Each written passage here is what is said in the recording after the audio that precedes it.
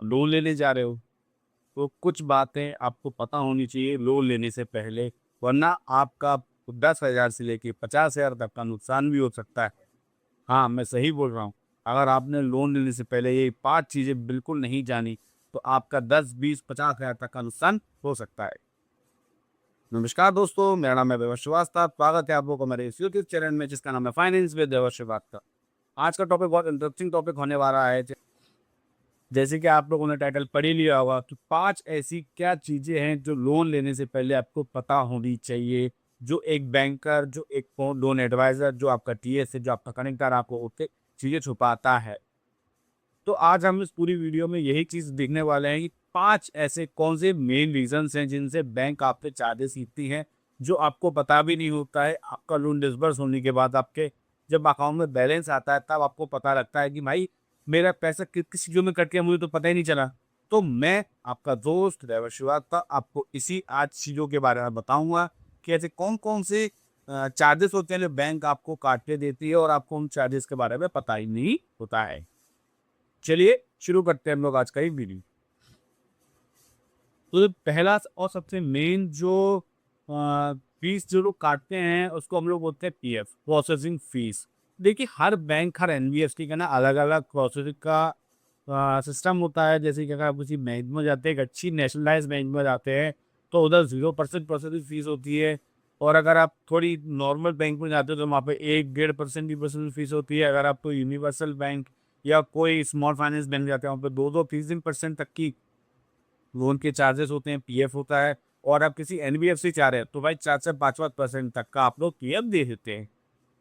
Processing fees का जो मतलब होता है बैंक आपके ऊपर खर्चा करती है। जैसे कि जो उनके एम्प्लॉय हैं जो आपके पास आ रहे हैं, अपना पेपर वर्क कर रहे हैं, अपना पेट्रोल खर्च कर रहे हैं, और जो उनके लीगल के चार्जेस होते हैं, जो उनके एवेल्यूएशन के चार्जेस होते हैं, वो सारे चार्जेस इन सब पीएफओ में वो इंक्लूड करती है, इन सब प्रोसेसिंग फीस में वो इंक्लूड करती है।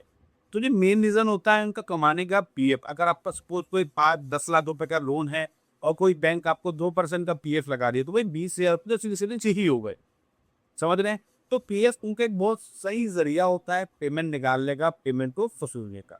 देन दूसरा जो सबसे बड़ा चार्ज होता है उनका इंश्योरेंस। लेकिन मैं ये नहीं बोलूँगा कि इंश्योरेंस गलत चीज़ है, इंश्योरेंस बहुत सही चीज़ है। इंश्योरेंस आप और हम जैसे लोगों के लिए ही होता है। अगर हम लोग कोई इंश्योरेंस लेते हैं और खुदा ना खास्ता हमें कुछ कभी ज़िंदगी में हो जाता है, तो बैंक उससे वसूल लेती है अपना पैसा, आपके परिवार वालों को नहीं करती है। और बहुत सारी बैंक्स ऐसी होती हैं जो एक इंश्योरेंस की बजाय 2 और 3 इंश्योरेंस भी आपको ज़बरदस्ती दे देती हैं। देखिए लोन जो होता है वो अपनी सुविधा के लिए होता है, इंश्योरेंस भी उसके संग आता ही आता है। पर एक लोन जो लोन को कवर करे वो इंश्योरेंस सबसे सही है। पर जो बैंक्स होती हैं अलग, वो अपना दूसरा प्रोडक्ट का भी इंश्योरेंस सेल देती हैं, दूसरा प्रोडक्ट का भी इंश्योरेंस आपको दे देती है कि नहीं आप सर ये भी बेचिए, आप सब वो भी, वो बेफालतू की चीज़। एक इंश्योरेंस बहुत है कि हाँ चलिए सर जी हमारा लोन सुरक्षा का इंश्योरेंस है, अगर हमें खुदा ना खास्ता कुछ कभी हो जाए या कुछ एक्स वाई जेड हम पैरालाइसिस एक्स वाई कुछ भी हो जाता है तो हमारा लोन माफ हो जाएगा। वो समझ में आ। तीसरा जो सबसे मेन कारण होता है, भाई प्री पेमेंट चार्जेस क्या क्या होते हैं। प्री पेमेंट चार्जेस ये तो हमने नहीं सुना। बहुत लोगों के मन में सवाल होता है प्री पेमेंट चार्जेस हमने सुना ही नहीं है सर।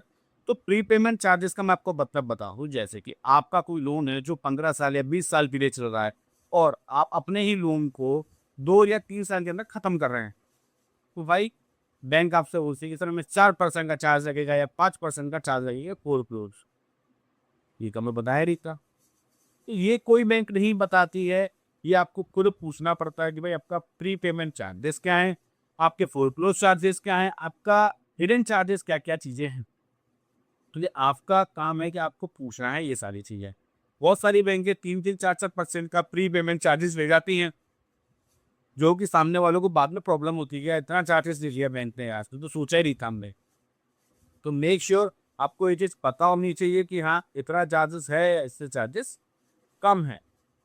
जो चौथा चार्ज होता है, कहने को तो बहुत छोटा चार्ज है पर ये भाई बहुत बड़ा इम्पैक्ट रखता है कि हमारा जब केस सैंक्शन होता है, जब डिसबर्स होने वाला होता है हमारा केस, तो उसके अलावा डॉक्यूमेंटेशन में हमारे क्या क्या चार्जेस लगते हैं वो जानना आपका बहुत जरूरी है। बहुत सारी बैंक जैसे होती है 20 लाख के ऊपर के अमाउंट होते हैं, उसमें 10,000 का स्टैम्प और कुछ अन्य 100, 200, 500 के स्टैम्प अन्य और मंगाती हैं, जो आपके मोटे मोटे 11-12 हज़ार रुपये के स्टैम्प आ जाते हैं। कुछ बैंक्स ऐसी होती है जो 100 रुपए के स्टैम्प 200 रुपए के स्टैम्प से ही काम चला लेती हैं। कुछ बैंक्स ऐसी होती है जो नहीं कॉइन्स 5 का स्टैम्प चाहिए तो चाहिए। कुछ बैंक्स ऐसी होती है जो आरएम की चार्ट कंडीशन भी लगाती है, तो आरएम का भी आपका 15-20 हज़ार का अलग से खर्चा हो जाता है। तो ये चीज आपको जाननी बहुत ज़्यादा जरूरी है कि भाई मेरे क्या चार्जेस हैं, मेरी प्रोफाइल जो है, मेरी प्रॉपर्टी डॉक्यूमेंट्स जो है, मेरी वैल्यूएशन जो है, आप मुझे बता सकते हैं कि मेरी क्या चार्जेस हैं। तो ये अगर आपका बैंकर थोड़ा समझदार है, वो थोड़ा इस फील्ड में नॉलेज रखता है, तो वो आपको पहले ही अंदाजन चार्जेस बता देगा कि सर आपके में जे चार आरएम का चार्ज भी लगेगा, सर आपके में जे स्टैम्प्स आएंगे, सर आपके में ये सब चार्जेस हैं, वो आपको डॉक्यूमेंटेशन के चार्जेस बता देते हैं। ठीक है, चलिए, तो हमारा पांचवा पॉइंट जो बहुत मेजर पॉइंट है भाई, बहुत ही ज्यादा मेजर पॉइंट होता है, जिस जो आप अगर बचा ले तो शायद आपको कुछ 3-4 हज़ार 5-6 हज़ार का फायदा भी हो जाए। Logging fees. बहुत सारे बैंकर्स, बहुत सारे डीएसए, बहुत सारे कनेक्टर ऐसे होते हैं जो लॉगिन फीस के नाम से आपसे स्टार्टिंग में पैसा ले लेते हैं, बाद में अपने किसी अन्य चार्जेस में एडजस्ट कराते हैं। ऐसा कभी नहीं होता, बैंक आपसे कोई पहला फीस नहीं लेती है। अगर कोई बैंक आपसे फीस ले भी रही है तो बैंक का खुद का क्यूआर कोड होता है, बैंक के नाम से चेक जाता है। आप किसी को भी अन्य कोई पेमेंट कैश में ना दें या उनके पर्सनल क्यूआर कोड पे ना पेमेंट करें। बैंक कोई भी चार्जेस किसी भी प्रकार का नहीं लेती है, ना कोई प्राइवेट बैंक चार्ज देती है, ना कोई एनबीएफसी चार्ज देती है, ना कोई सरकारी बैंक चार्जेस देती है। ये सब ये बैंकर्स के अपने रूल्स होते हैं जो वो बना लेते हैं, एनबीएफसी के बैंकर्स होते हैं वो बना लेते हैं, वरना कोई भी बैंक किसी भी प्रकार का कोई लॉगिन चार्जेस नहीं लेती है। अगर वो लॉगिन चार्ज लेंगी, मैं फिर बोल रहा हूँ, तो वो अपने ही क्यूआर कोड पे लेती है, अपने ही बैंक के नाम के पेमेंट पे लेती है। समझ आ रही है? तो दोस्तों, अगर आप किसी भी बैंकर से मिल रहे हैं या किसी बैंक में जाके आप किसी बीएम या किसी अन्य अधिकारी से मिल रहे हैं, तो पहले 5 चार्जेस अपने जान लीजिए, जिससे आपको 10 से 50 हज़ार तक का फायदा हो सकता है, या आपको 10 से 50 हज़ार तक की आपकी मदद हो सकती है। क्योंकि सर ये कोई छोटा मोटा अमाउंट भी होता है, एक मिडिल क्लास बंदे के लिए 10-50 हज़ार रुपये बहुत बड़ी रकम होती है, जो वो बैंक में जाके ऑलरेडी पता कर सकता है कि मेरे क्या क्या चार्जेस आपके यहाँ लगेंगे। अगर आपको मेरा वीडियो पसंद आया तो प्लीज़ लाइक करें और कमेंट में बताइए मुझे, अगर आपके से कोई ऐसा एक्सपीरियंस हुआ हो जिसमें आपके थोड़ा ज़्यादा पैसा खर्च हो गया हो, आपको बताया कुछ और हो, खर्चे कुछ और हो गया, तो वो भी मुझे अपने कमेंट में बताइए। अगर आप ऐसे ही यूजफुल वीडियोस देखना चाहते हैं तो मेरे यूट्यूब चैनल को सब्सक्राइब करना ना भूलें।